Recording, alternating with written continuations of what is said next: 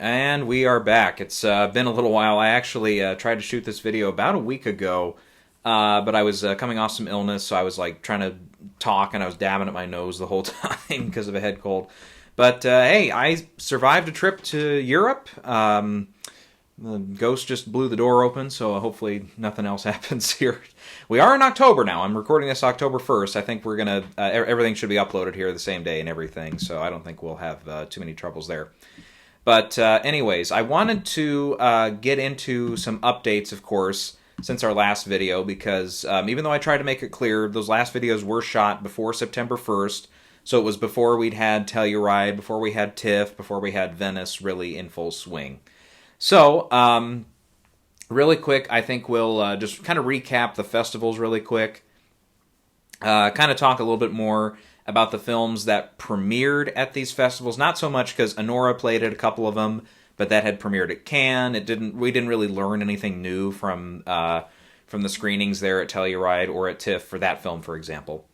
And then since then, of course, a couple of the films we're going to talk about have opened, like Megalopolis. See, I still can't pronounce the goddamn title.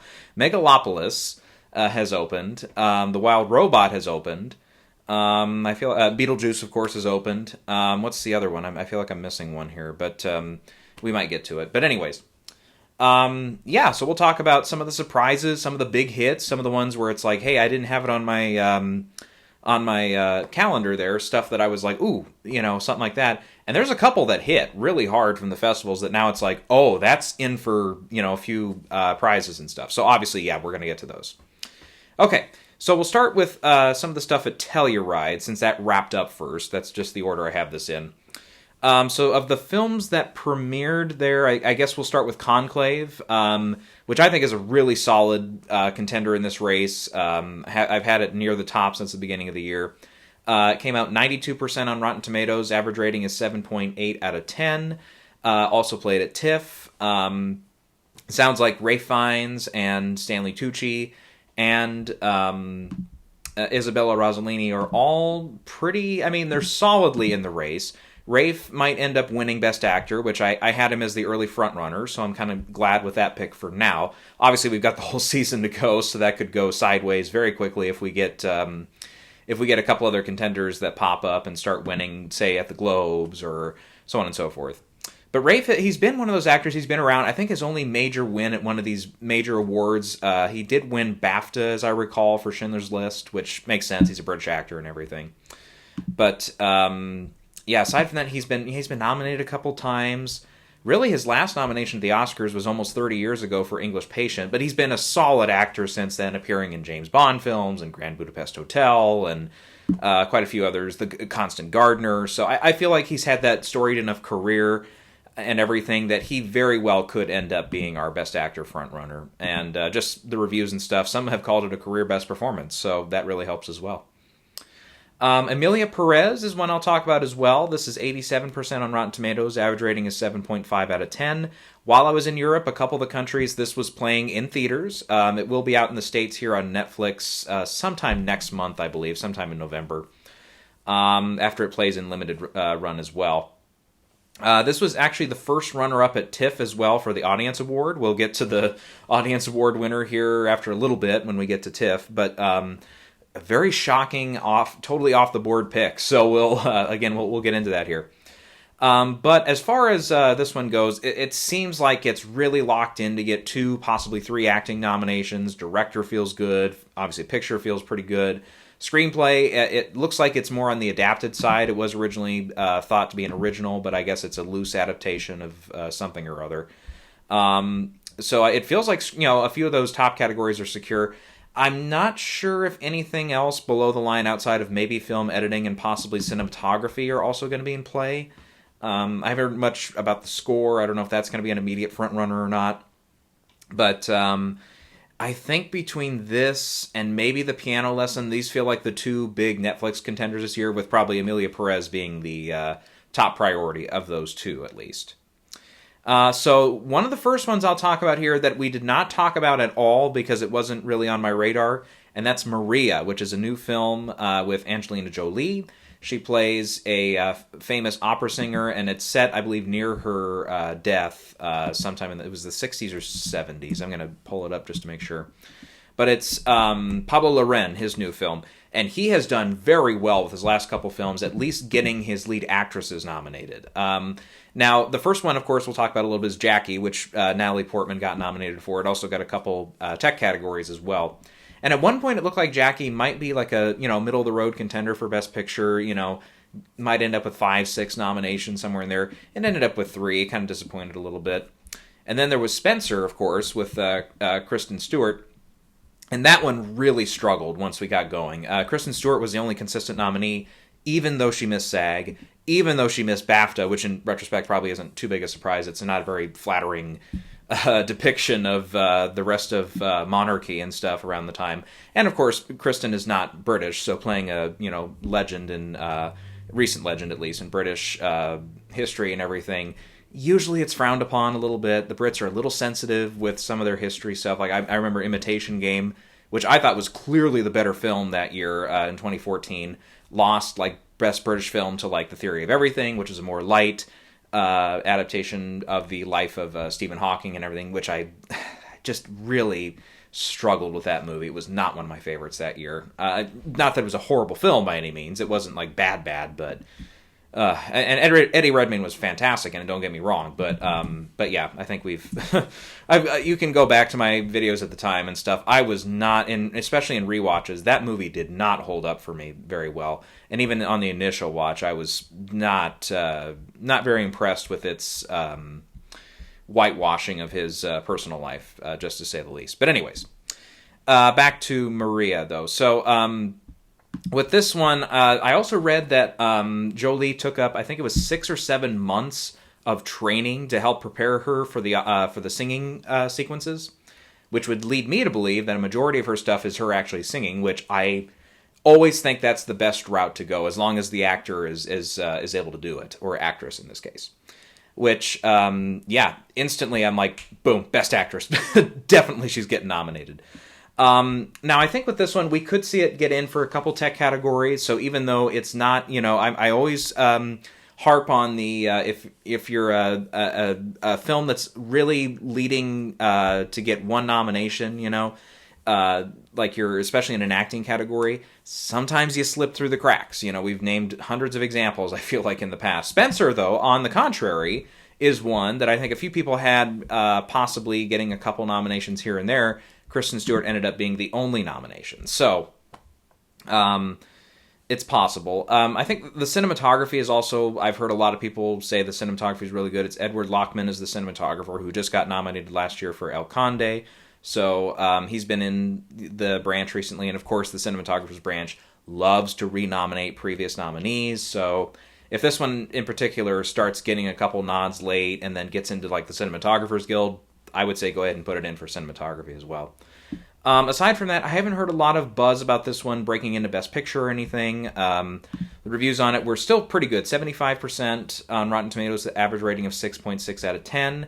This also showed at Venice. I believe premiered at Venice first before Telluride, but I might be the timing might be a little off on that. But no, I think that's correct. I think Venice was just before Telluride. So yeah.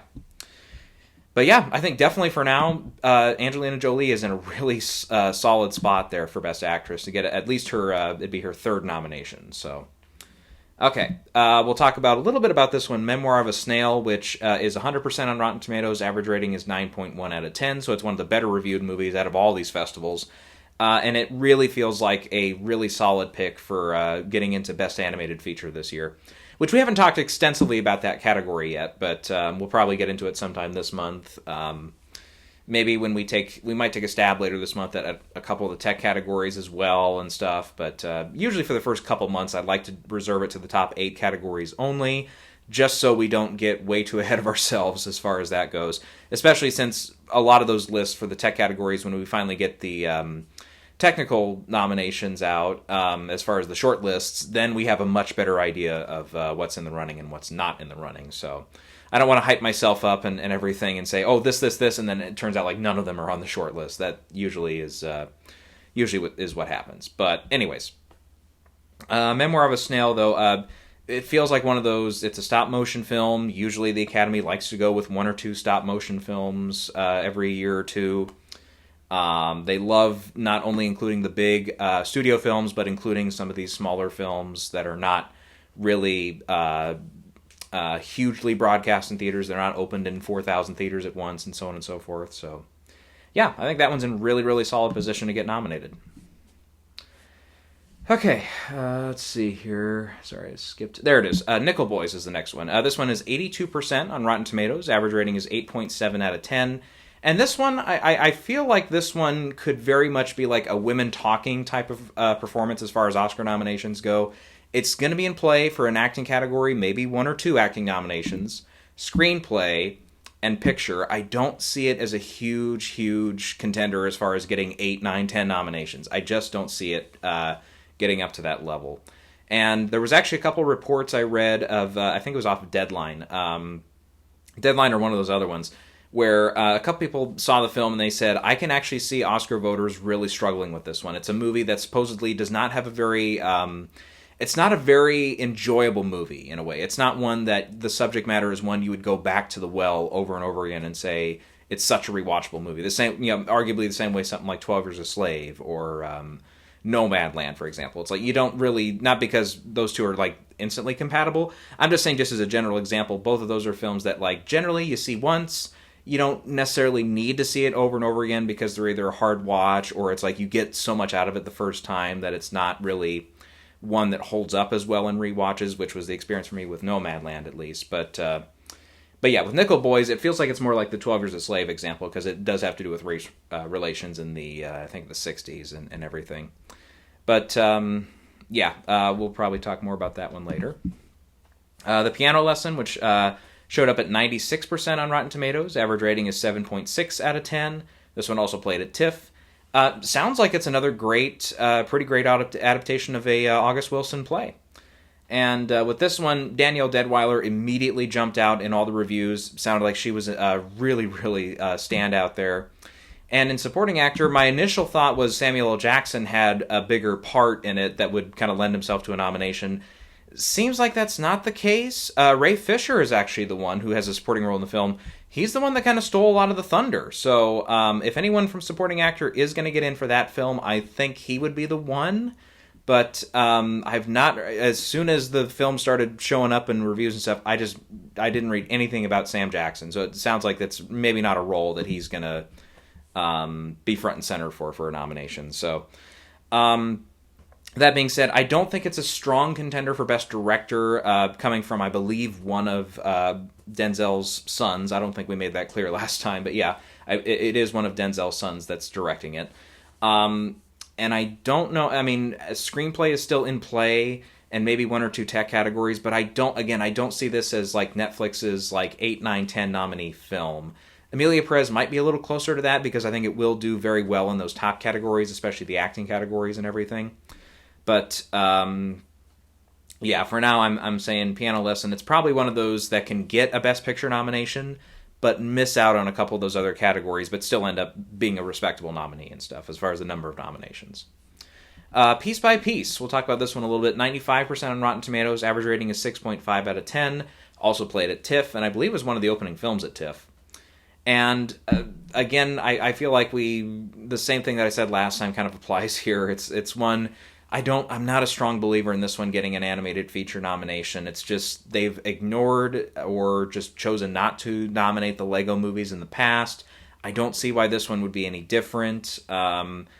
Especially with, the average rating is 6.5 out of 10, which is good. It's not like it's 2 out of 10 or something. It's not like it's a totally abysmal rating or anything, but it's like I think this one would have had to really, really blow away audiences and stuff. It would have had to surprise us and get like some kind of notice at TIFF or something, I think, before it really changed my perspective in a big enough way where it made me say, oh, this is actually now in play for animated feature. It's like we've just been burned over and over again by that branch when it comes to Lego movies for animated categories, so I'm not going to stick my neck out again for that.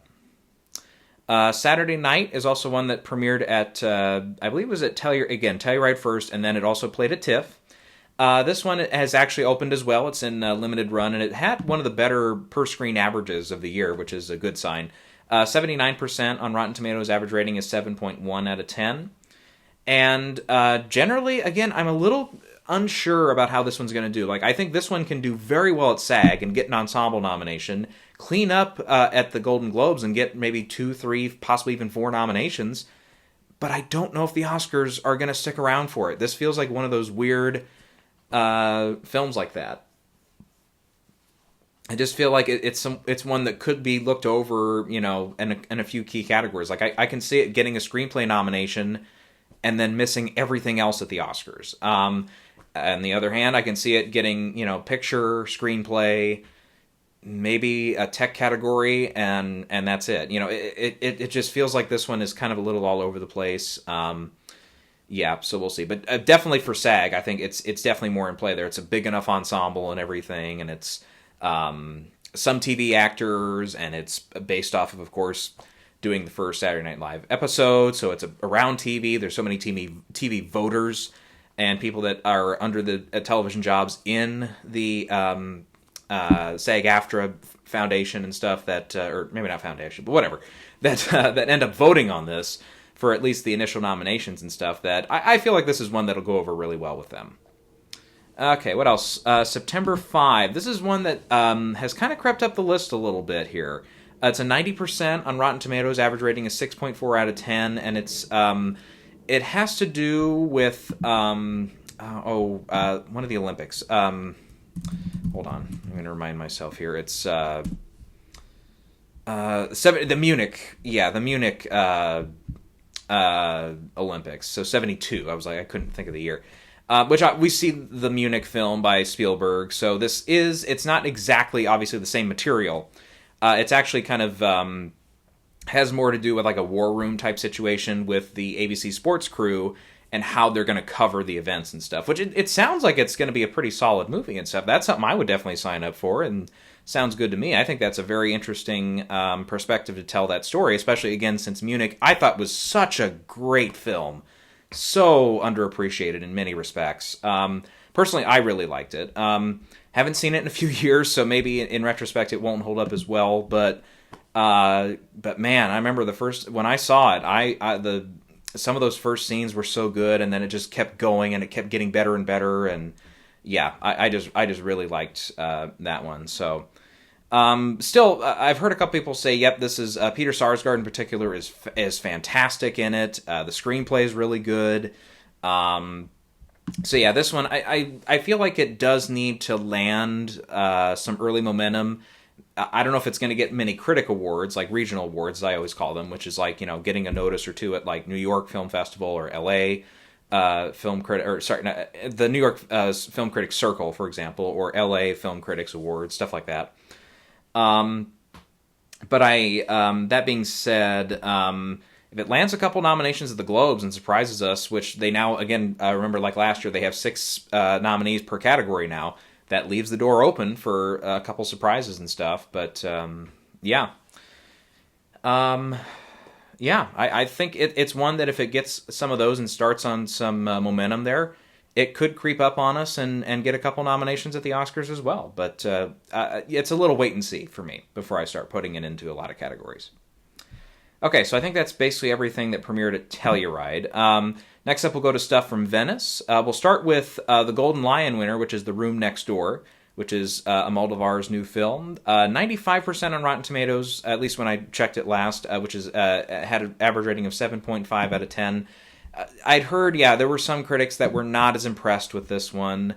Not really one of his Almodovar's better efforts, so to speak, but still being said, it wins the Golden Lion, which for voting for Oscar winners, that's not really your best, not really the best precedent for, winning more at the Oscars, because up until very recently, Shape of Water was the last one to win, for many years, was the last to win Best Picture and also win the Golden Lion. Before that, I think you had to go back to the 40s with Hamlet, as I recall. I think we looked at this a few years ago. Yeah, Hamlet.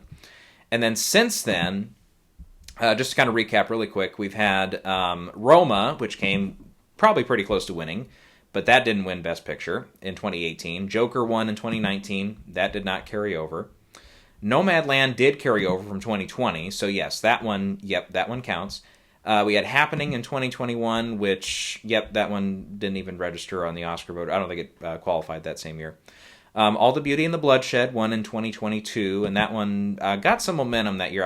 As I recall, that one missed for international feature, did it not? Okay, it was not. It was nominated documentary feature. Sorry, not international, but documentary feature. But it did not carry over with a win.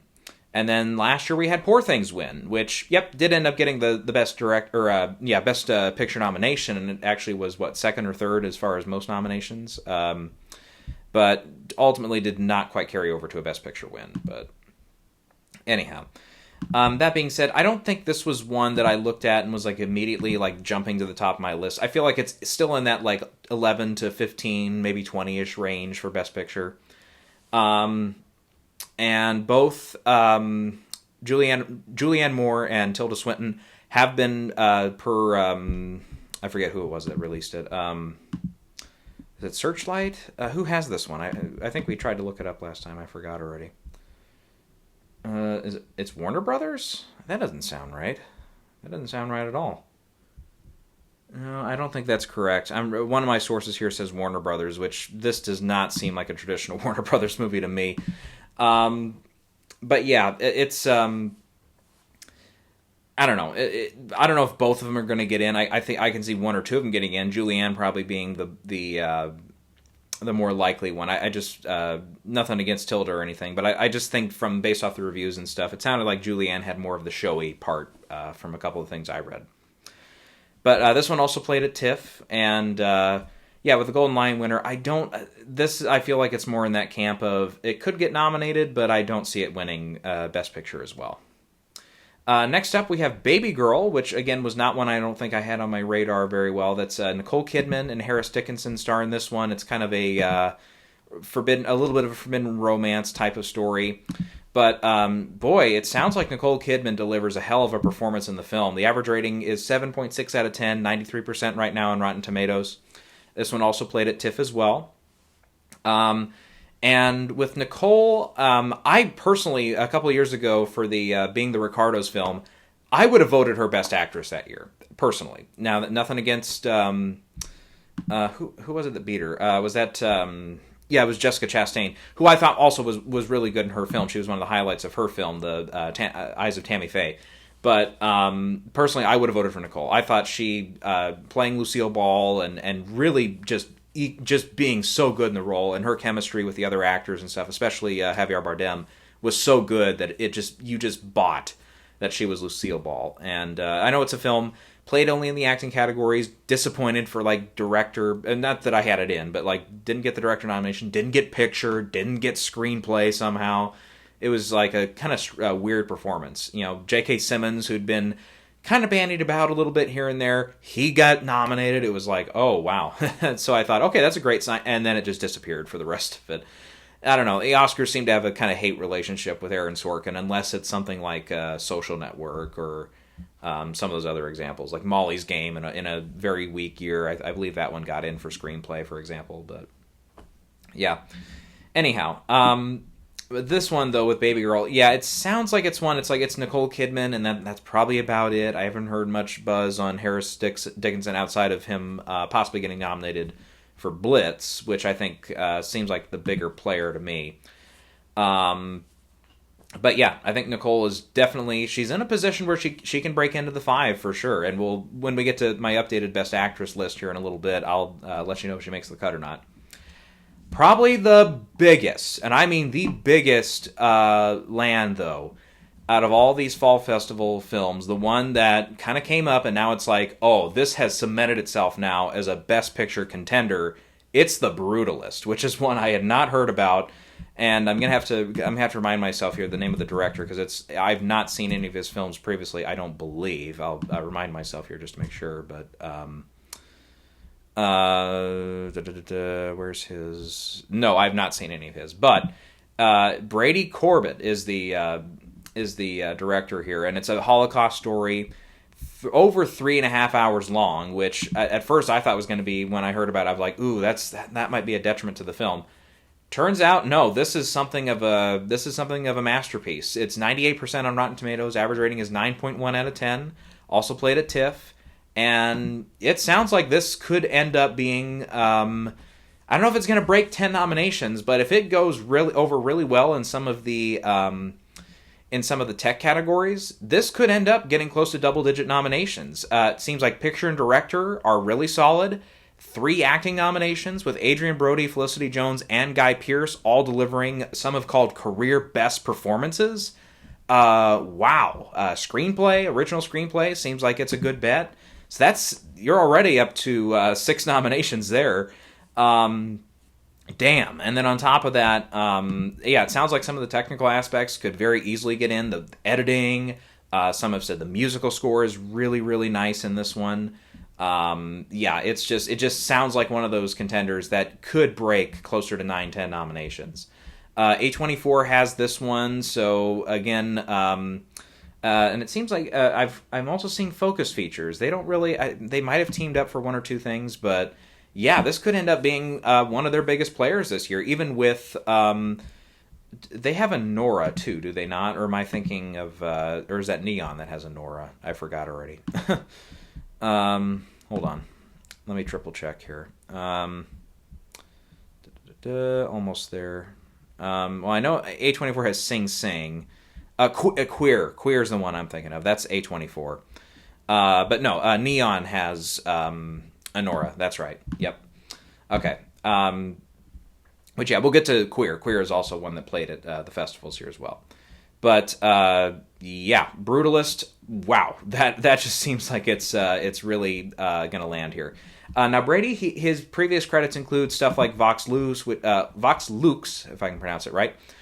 He's also done some acting performances in the past as well, but like Vox Lux was one of his bigger directorial efforts up to this point. And that one I remember it was in the mix that year. Natalie Portman had a pretty good performance in it. From everything I read, I wasn't able to see the film, but this feels like it's kind of like a little bit like Jonathan Glazer last year. It very much feels like it's in that wheelhouse. Someone who, makes maybe 1 or 2 films that have a little bit of a cult status, a little bit not quite as, obviously not as big as something like, what was the Scarlett Johansson one that Glazer had done? Under the Skin or whatever it was. It wasn't quite up to that level of like familiarity, but it just seems like it's really, really primed to do very well here as far as nominations goes. Now, can it go all the way to a Best Picture win? Again, could be tough. It's a 3.5-hour watch. It's about the Holocaust. I don't see it being like a very like rewatchable movie just on the surface, having not seen it yet. But we will see. We will see. Next up is arguably one of the bigger crashes and burns so far this year as far as Oscar contenders. And I'm surprised by this one. It is Joker Folie à Deux, which actually opens later this week. Last I checked, it was 63% on Rotten Tomatoes. Average rating is 6.6 out of 10. It just sounds like some aspects of this movie do not land, which I'm really surprised about, because the first Joker, of course, came out of Venice, won the Golden Lion, and everybody's already declaring it as, one of the best comic book movies ever made, and blah, blah, blah.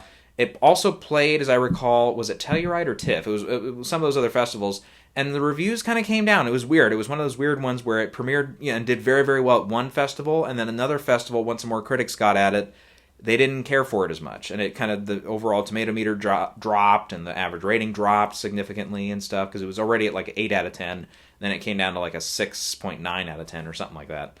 Maybe a 7 something, and I'm not sure where it ended up. I don't have it memorized or anything, but when it went into general release. But since its Venice premiere, it seems like the box office figures, as far as expectations, have dropped a little bit.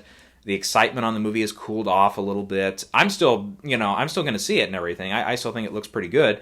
And Joaquin and Lady Gaga together, I think it could be a very, very interesting movie and everything. And I think them two together might be what helps make the movie.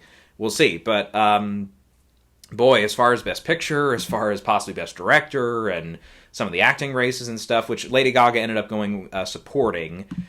She was at first campaign in lead, so that opened up a spot in lead actress. But I don't sense her being a strong tour de force there. If she couldn't get in for House of Gucci, which arguably was, a bigger performance and stuff. I see her struggling getting in with this one. We'll see if she has a song or something that maybe she could get nominated for again. But yeah, this seems like one of the bigger crashes and burns so far. All right, now we're up to Queer, which is Luca Guadagnino's new film, starring Daniel Craig. This one is 78% on Rotten Tomatoes. Average rating is 7 out of 10. Still pretty solid. So this one, it's basically set 1940s, I believe. I need to remind myself where it's set. Hold on. Because I thought it was in small town... Oh, Mexico City. Mexico City, that's right. I was going to say small town Italy, but I'm like, no, that's too much like Call Me By Your Name, another Luca film, of course. But no, from how it sounds, this could be the moment for Daniel Craig. He's been arguably kind of close with getting nominations in the past. He's... I would argue something like Casino Royale, I thought was one of the best Bond performances we've seen from a lead actor in a Bond movie ever. And then No Time to Die as well. I thought he was spectacular in. He really had some great, strong moments in that. And then Skyfall, I thought he was pretty solid in as well. But then he also had films like Girl with the Dragon Tattoo. Some argued maybe even something like Knives Out, which he got the Globe nominations for the first film and the sequel. And we've still got the third one, which is Wake the Dead Man or something like that. Which is supposed to come out, I think, next year or something. But... or Wake Up Dead Man, that's the name of it. Another Knives Out mystery or whatever. Which, yeah, pretty strong cast in that one too. So I liked Glass Onion pretty well. Not one I've gone back and rewatched a ton, but regardless, getting back to Queer though. Yeah, it does seem like it's. It seems like one that a lot of people really liked and stuff, but not one that like blew everybody away by any means. But which is fine. I don't think it needs to be. On the level of the acclaim of something like Call Me By Your Name to still get a nomination or two at the Oscars. I've heard adapted screenplays in play, obviously Daniel Craig for lead actor. I would also say maybe something like costume design, production design because of the period setting. So again, with this one, I'm not too worried about Daniel Craig kind of being that, because he's the only expected nominee from the film, falling out thing. I'm not quite worried about that yet. It could happen, but like I said, sure, there's a lot of examples of that happening, but then you get something like Kristen Stewart for Spencer, where it does come through. Or last year with Coleman Domingo, his film getting through. And right off the top of my head, I can't remember which film that was, but yeah. It was, yep, okay. I'm not going to dwell on it. We'll be here for another 20 minutes. But anyways, yeah, so overall, I think it's one. It's like, yeah, it could get in for a couple categories, but I don't necessarily think it's one that's going to, like, again, lead a huge charge at the Oscars. We can mention Beetlejuice really quick. I haven't quite gotten to see the film yet, but it's 77% on Rotten Tomatoes. Average rating is 6.6 out of 10. It's been doing pretty well at the box office. 200 has eclipsed 250 million here in the States. Getting close, I believe, to 300. I can look it up. We have some updated numbers today, probably, don't we? Because I thought it was over 375 million worldwide, or pretty close to that. So the international markets have been good to the movie, not spectacular. 375 million so far worldwide. Yeah, so maybe it's not going to be quite as high as I had originally thought. I was like, ooh, maybe 500 million or something. It's going to have a harder time getting to that. It'll for sure pass 400 million, but I don't see it quite climbing to 500 million worldwide. But still.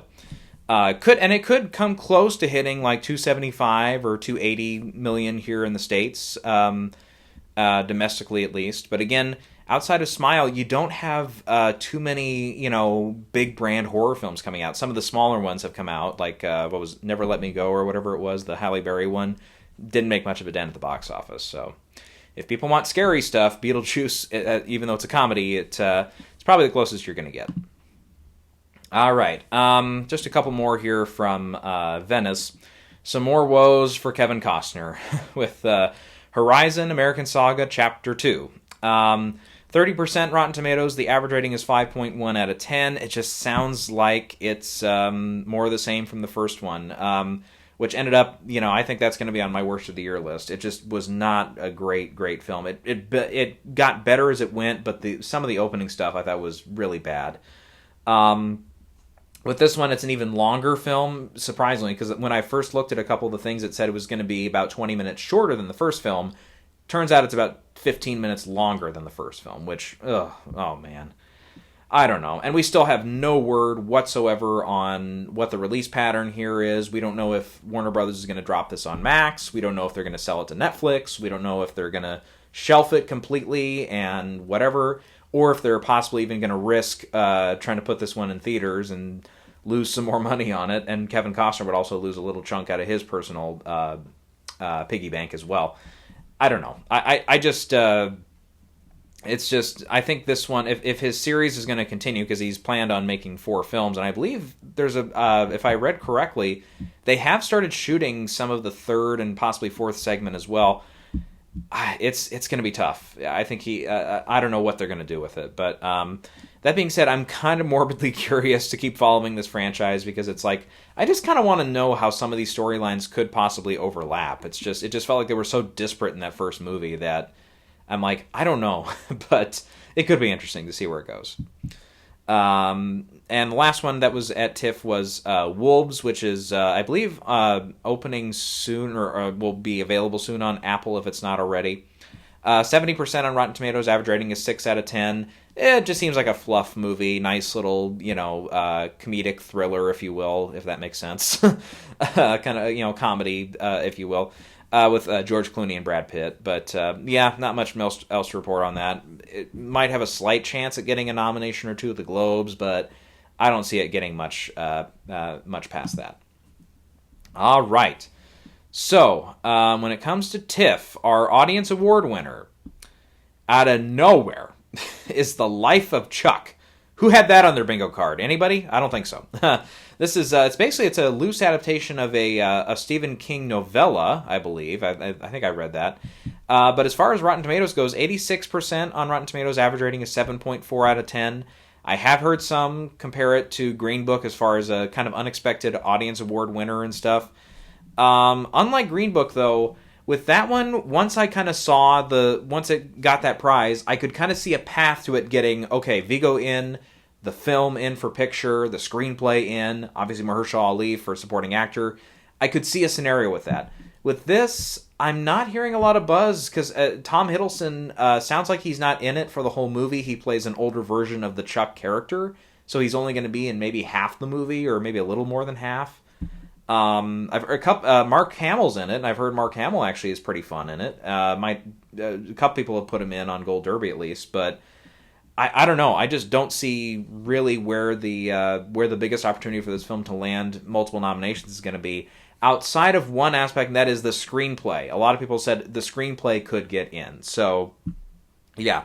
I think, again, we're going to have to see where they put this at the Globes. I would imagine it's going to be in the comedy musical category, but I can see it, since it is coming from Stephen King. They might put it in drama and everything, so we'll see. Neon picked it up, so I feel like they've got their plate is pretty full this year, though. I think, again, Anora has got to be their top contender this year. I think that's where they're going to push in all the chips. They also have, let me look at their full slate here. Seed of the Sacred Fig, they also have.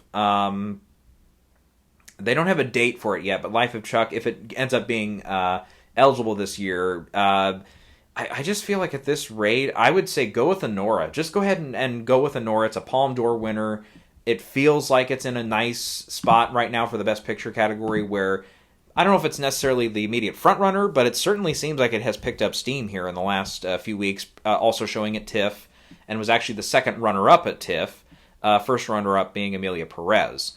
But yeah, again, we talk about it, I feel like, every year with the TIFF Audience Award winner. It just doesn't always have the best track record at predicting who your Best Picture winner is, but stuff like Green Book, it does happen.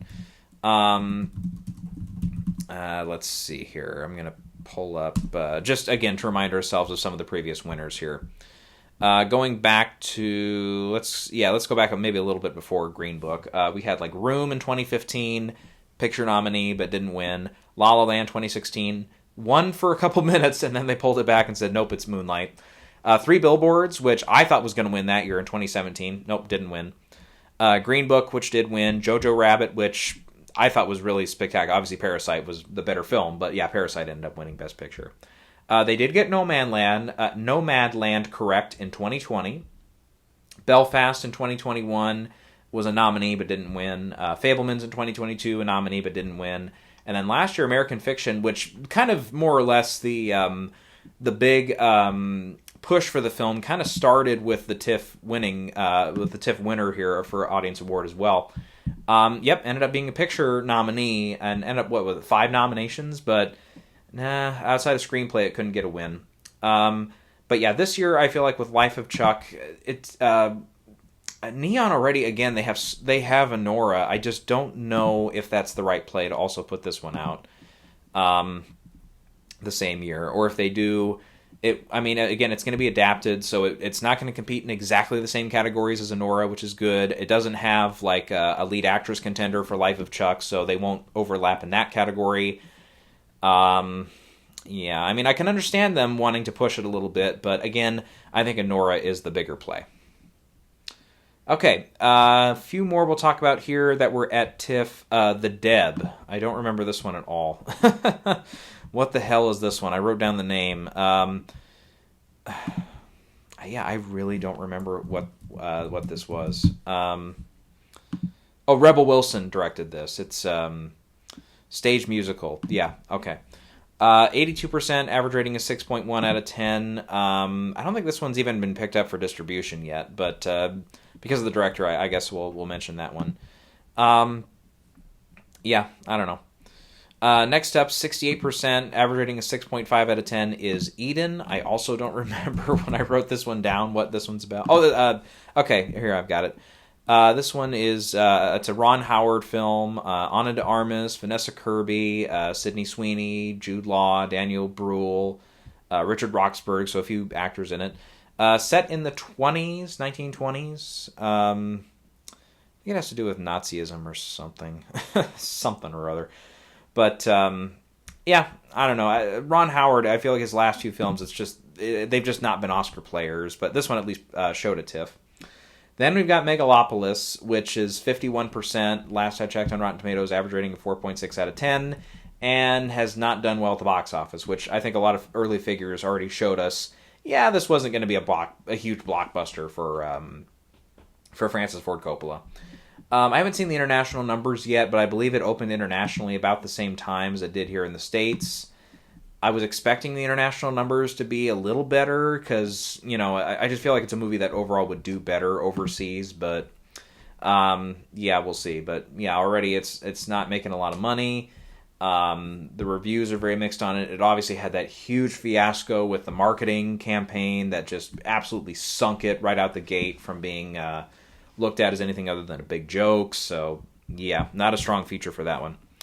One of the opening films was Nutcrackers with Ben Stiller, 35% on Rotten Tomatoes. Average rating is 4.7 out of 10. Not an Oscar player, but I thought I'd mention it since it has some bigger stars to it.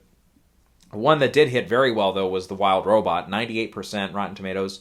Last I checked it was 8.4 out of 10 for average rating. So, yeah, sounds like that one very easily could become our animated feature front runner, especially since we've seen a recent history here. Sequels really struggle unless you're a Pixar sequel, which we do have one of those this year with Inside Out 2. But more specifically, it's the Toy Story sequels that have been doing really well with Oscar wins. But yeah, if they want to stick with that more original route, which they did last year with Boy and the Heron over Spider-Man Across the Spider-Verse, there you go. That would be a clue that you'd probably want to go with Wild Robot first. One that showed a TIFF, but I don't think it got a bunch of attention, is The Fire Inside, which is 95% on Rotten Tomatoes, average rating of 7.2 out of 10. I've heard that the performances are good in it, but it's not necessarily like the strongest film. We'll see where it lands. Hard Truths, a new film from Mike Leigh, 96% on Rotten Tomatoes, average rating 8.4 out of 10. His movies tend to get good reviews, but now Best Actress feels a little more crowded with Angelina Jolie now appearing stronger. We've got Nicole Kidman for Baby Girl, possibly Demi Moore for The Substance. Yeah, I feel like this will be a little tougher for Marianne Jean-Baptiste to get in, but I think she's still got something of a chance to land a nomination. One from, I believe, A24 is Heretic, 93% on Rotten Tomatoes, average rating of 7.4 out of 10. This is just, I think, one of the horror films, so not a big Oscar contender, but it was one that has some stars in it and stuff, so I mentioned that one. Night Bitch, which is arguably another film like Joker that had some hype going into the season. Then the first trailer came out, and a lot of people were backing off as an Oscar contender. And now the reviews are 64%, average rating of 6.1 out of 10.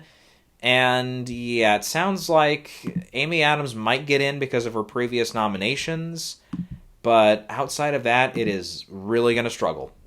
Probably not a picture contender, probably not up for screenplay, probably not for many tech categories. So it's Amy Adams or bust, it seems, for that film. We Live in Time also showed at TIFF, 83%, average rating of 7.1 out of 10. Let's see if I remember this one. That's Florence Pugh and Andrew Garfield. I believe it has to do with something with sickness, a cancer diagnosis or something, but it's also kind of a love story.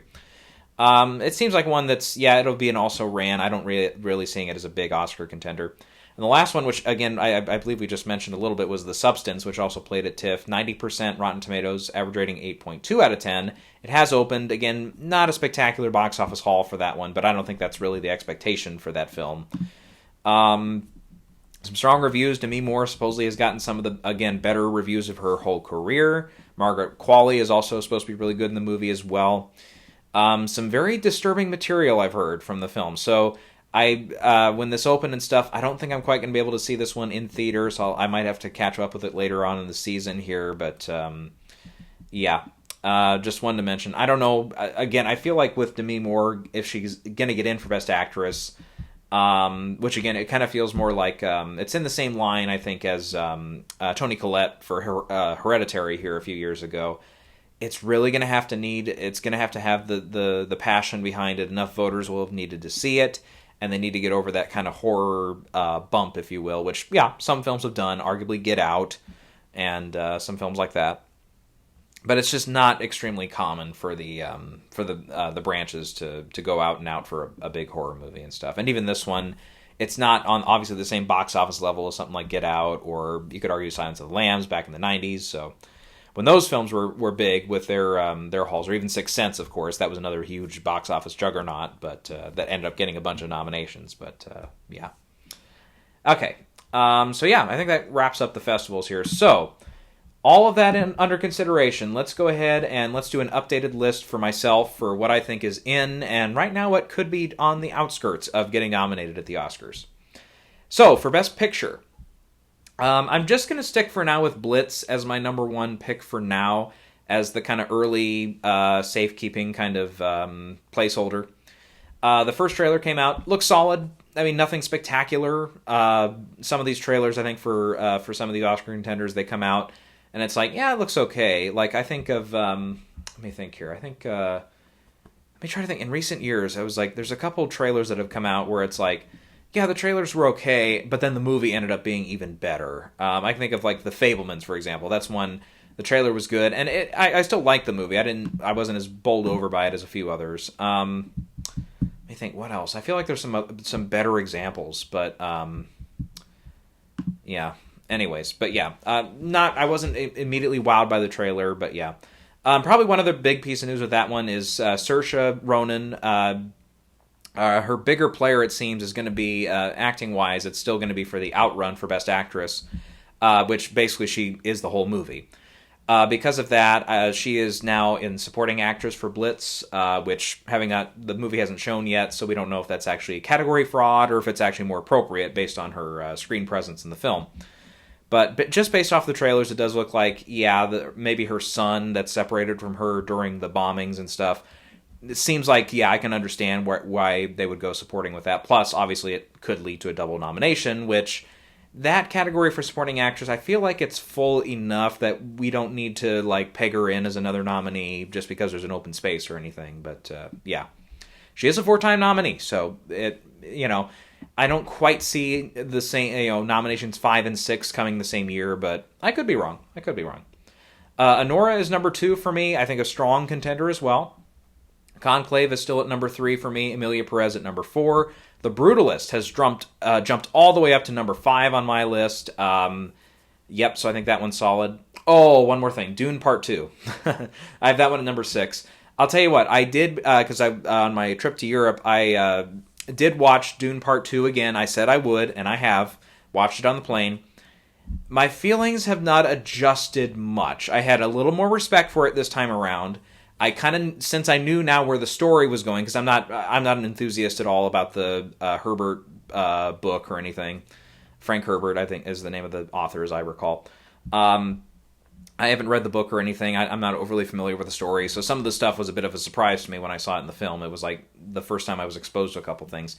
I still say some of the twists that we get toward the middle to the end of the beginning of the third act, whatever, it didn't really do anything for me. It kind of got to the part after the introduction of Austin Butler's character, Fade, and his, by the way, the cinematography, that scene, that whole sequence in the arena with the black and white and everything, I respected it a lot the first time around, and I was like, yeah, really impressed. This second time around, that really did floor me. Like, they really just beautifully crafted that scene. That was just visually much more breathtaking for me the second time around. For whatever reason, it was like, yeah, I noticed it the first time around, and I thought, yeah, that's a great scene and everything. It's really well shot and lighted, lit and everything. But the second time around, that scene in particular really stood out to me.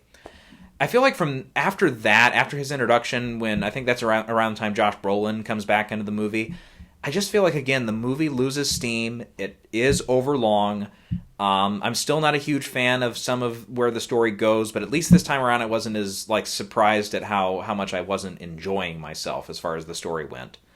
I think it might have raised my rating on the film to maybe a 6 out of 10. I still think the first Dune's the better movie.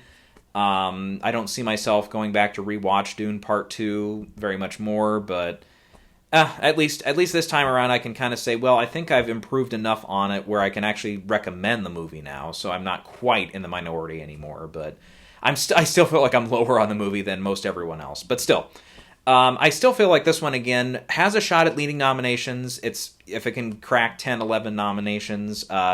Denis for Best Director, I think, is still in play. We'll get to the director nominations here shortly, but yep. For number 7, you've got The Piano Lesson. I think that one's still in play. Sing Sing has dropped to number 8 for me. I feel like it has lost a little bit of steam here in the Best Picture race. It didn't have a spectacular summer box office haul as far as an independent film and everything, and the kind of limited market, trying to increase as it goes.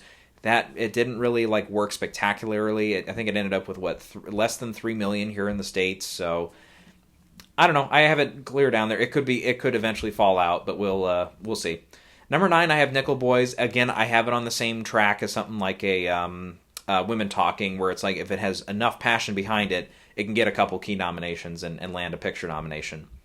And my 10th pick now is A Complete Unknown, the Bob Dylan biopic from Searchlight. Does feel like this is arguably going to be one of Searchlight's bigger plays this year, so I have it at number 10. So, other films that are in play, I would say The Room Next Door is one of the first ones I would go to. September 5, A Real Pain, possibly Gladiator 2. I don't think that one will screen not before the critical reviews begin, at least. Saturday Night could break in, we'll still see. Hard Truths is a little bit more on the periphery. That one could have a harder time. Here, eventually, when that shows. And Queer, I think, is also one that we could see come back in. And it'll play at AFI Fest. I think it's going to be screened in time. Juror number 2, the new Clint Eastwood film. I don't know. I haven't heard a lot of buzz on it yet, but we'll see if Clint has one more big winner in him. Because he's, 93 now or something? Yeah, he's getting up there. I don't know how many more films he has in him. So, for Best Director, my 5 right now are Steve McQueen for Blitz, Sean Baker for Anora, Edward Berger for Conclave, Brady Corbett for The Brutalist, and Jacques Audiard for Emilia Perez. So this is really tough for me, but I have Denis out right now for director for Dune Part 2, which that is going to be really, really tough. But I think after these 6, I think it's down to these 6. I mean, for now, obviously. We could see a couple more contenders pop up here later on in the season. But, God, it's going to be hard to pick, because all these films, including Dune, they're all solidly in the Best Picture race. There's some scenarios where you could argue almost all these films out. Maybe not Dune for me, but 5 out of the 6, I can see people arguing where it can win Best Picture, where you can kind of see where it gets the key nominations, key wins, and can land a Best Picture win. You know, Blitz, obviously we've talked about the Steve McQueen IOU factor. Anora, critical darling, that can go all the way through. Conclave, I can see that winning an acting prize, screenplay, and then go on to win picture. The Brutalist, if that's as big a hit as we think, and it could lead nominations potentially if the tech categories come in really strong on it, just being the overall most nominated film, that could win it Best Director and Best Picture. And then for Emilia Perez, some of the social content of that one and everything, I feel like certainly revolving around the lead actress contender and everything, that could definitely, I can see enough passion votes for that one. Maybe it won't win Best Director, it'll get nominated. It could be like a Moonlight. It could come back and win Best Picture if it takes possibly screenplay or maybe an acting prize possibly even. So yeah, that's just it's really tough. And I think the only thing, and it's a weird thing because it was part of my argument for why I put Denis in early to get nominated, the IOU factor for the first Dune. I mean, the first Dune, literally everybody except the acting crew got nominated on the film. All the tech categories, pretty much it could have been up for, got nominated. And it got picture, but Denis was nowhere to be found in the Best Director race. It's that, I think at the time I mentioned it, it's the classic, Billy Crystal used to joke about it, the film that directed itself. You know, and with Dune, that felt extremely relevant. I was like, yeah, Dune did not direct itself with the big scopes and everything. Yeah.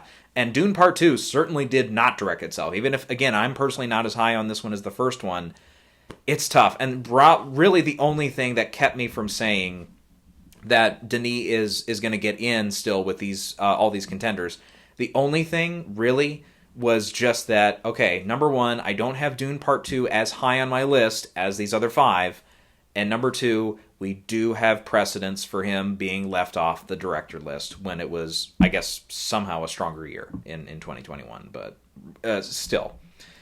That race is already complicated with those 6, and we haven't even mentioned what if Ridley Scott comes through with Gladiator 2? What if Greg Kudar and Sing Sing comes back strong? What if they have room for Pedro Maldivar? What about even Mohamed Razalov for Seat of the Sacred Fig? What if that breaks into director and then misses picture like we've seen before? It's just that, yeah, it's already a complicated race and a very competitive race to get some of those slots, I think. So that it feels like one of those years where it's like, kind of like last year for Best Director, it's like, it's just, you got to go with what you think could happen, and you just got to pick one that has been nominated and just doesn't quite, and is just not quite going to come through. But that's already an exciting race in the director lineup. For Best Actor, my 5 right now are Ralph Fiennes for Conclave, John David Washington for The Piano Lesson, Timothée Chalamet for A Complete Unknown, Daniel Craig for Queer, and Adrian Brody for The Brutalist. So I'm leaving out Coleman Domingo for Sing Sing. I think he's close. He's very close to getting nominated here. Sebastian Stan has both A Different Man, which seems to be really falling by the wayside, just not a lot of momentum with that film. He also has The Apprentice, where he's playing Donald Trump, which I believe is going to open in limited release soon. If it not, I don't think it has already, but yeah. We haven't seen Paul Mescal yet for Gladiator 2, but we'll see. Joaquin for Joker, I think the film needs a little help, I think, if he's going to get another nomination. Even something like Jesse Eisenberg for Real Pain, I think has a shot at getting nominated. It's just that one has to just do really well with the Academy and move on from just probably getting a screenplay and supporting actor nomination.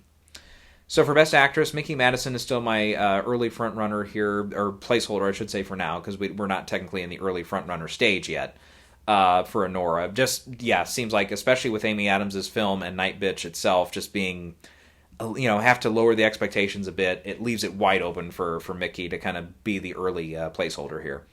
I have Saoirse Ronan in second for The Outrun, Angelina Jolie in third for Maria, Carla Sofia Gascon for Emilia Perez in fourth. I am going to go with Amy Adams in fifth for Night Bitch for now, but I could easily drop her in favor of Nicole Kidman, possibly Marianne Jean-Baptiste, possibly even Demi Moore, or Tilda Swinton or Julianne Moore, both for Room Next Door. I think after that, we've got a few long shots, but yeah, we'll start there for the Best Actress lineup after the fall film festivals. In supporting actor, my 5 are since Sam Jackson doesn't really seem to have that big, Oscar-winning performance, if you will. Clarence Macklin actually is my front-runner for now, my placeholder for supporting actors. That's he's for Sing Sing. Kieran Culkin in second for Real Pain. Stanley Tucci in third for Conclave. Guy Pearce in fourth for The Brutalist. And Harris Dickinson for Blitz in fifth. It's not impossible for Sam Jackson to still get nominated. He could still come through, but we'll see. And again, I feel like just for his film alone, you have to look at Ray Fisher, who got a lot of notices at Telluride. Denzel for Gladiator 2 is a possibility. Denzel's been nominated how many times now? After producing and stuff, it's been like 9 nominations or something ridiculous like that. I can triple check here just to make sure, but he's coming close to double-digit nominations now. Okay, he's at 9 just with acting. I thought... Hold on, let me triple check here. Okay, he is at 10 overall with Fences because he was a producer on the film. So, yep, he's already at 10 nominations. This would be number 11 overall for the actor and stuff. I also think Edward Norton for A Complete Unknown is a possibility. John Lithgow maybe for Conclave. It does sound like Stanley Tucci is he's got some of the more heavy dramatic scenes and stuff. Jeremy Strong for The Apprentice maybe. And yeah, so on and so forth there, but yeah. And then for supporting actress, again, Danielle Deadweiler's my placeholder for now for supporting actress for The Piano Lesson. Sounds like she's really solid in the film. Zoe Saldana for Emilia Perez. Sounds like a career best performance for her. I do have Selena Gomez in third for Emilia Perez, and then Isabella Rossellini in fourth for Conclave, and Felicity Jones in fifth for The Brutalist. So Anjanou Ellis-Taylor, I think, is going to be close for Nickel Boys. If it really overperforms, I think she can kick one of these actresses out. Saoirse Ronan for Blitz, possibly. Maybe Lady Gaga for Joker, we'll see. Maybe Elle Fanning for Complete Unknown. I think we mentioned Margaret Qualley for The Substance. Toni Collette for Juror Number 2. Possibly I had her as a contender at one point, but yeah. Yep. Moving on to the screenplays here. Original screenplay, I've still got Blitz out front as a placeholder just because it is my Best Picture winner as well. Nora in second, A Real Pain in third, The Brutalist in fourth, and Hard Truths in fifth. So I'm leaving out Saturday Night right now because, again, I'm not really sure where that one's going to end up on Oscar morning. Again, I can see it getting a few things through the season. Maybe performing actually similarly to something like... what was the name of it? The Jake Gyllenhaal one. Tom Ford directed it. Nocturnal Animals. That's one, it's like, it would show up and it would be a big nominee at one award ceremony. And the next award ceremony, like I think Critics' Choice or something, for example, that year, it's like, yeah, it did really well at the Globes, and then it got like nothing at Critics' Choice. And then it got a few things at BAFTA, and then it got one nomination at the Oscars for Michael Shannon. So I can see something like that happening with Saturday Night, where, hey, it does okay at SAG, gets the ensemble nomination. Yep, it gets a couple notices at the Globes, maybe not so much at Critics' Choice, and then gets maybe screenplay only at the Oscars. We'll see. September 5th also, or September 5, I think is technically the full title for now. Also a possibility here, Seed of the Sacred Fig, maybe. The Substance is an original screenplay, so maybe. Possibly Baby Girl or The Apprentice, but yeah, we'll see for now. On the adapted side, Conclave is my early front runner here. I have that in first, or placeholder again, I should say. Sing Sing in second, then Emilia Perez in third, Dune Part 2 in fourth, and Nickel Boys in fifth. So I am leaving off Piano Lesson here. I had a weird feeling that it would get August Wilson, that would get left off for Fences, but it did get in. And then the nomination did not come through, though, for Ma Rainey. So a little mixed on that one. Room Next Door could get a nomination. Queer is definitely in play here, I think, for a nomination. A Complete Unknown is going to be from an adapted source, so that could get in. I'm not sure about Night Bitch. That's also an adapted screenplay, but yeah, again, it just seems like for now that one is just not really tracking outside of maybe Amy Adams. So, all right, I think we're done for today. So we'll. I'm not sure when I'll be back. It'll probably be a few weeks here. We'll probably look at... we've got New York Film Festival coming up this month. We might get some early screenings for some of the November releases, like Here, the Robert Zemeckis film. I don't think we're going to get anything this month yet for like Gladiator 2 or Wicked or a couple of the other November releases, but yeah. Otherwise, maybe at some point this month, when we get later on into the month, we might look at, say, the Golden Globes or the SAG races kind of early. Might get a video out on them while we're still in October before we get into November and the early frontrunner stage begins. But yeah, I think that's all I got for now. So we'll be back later this month. We'll talk some more stuff.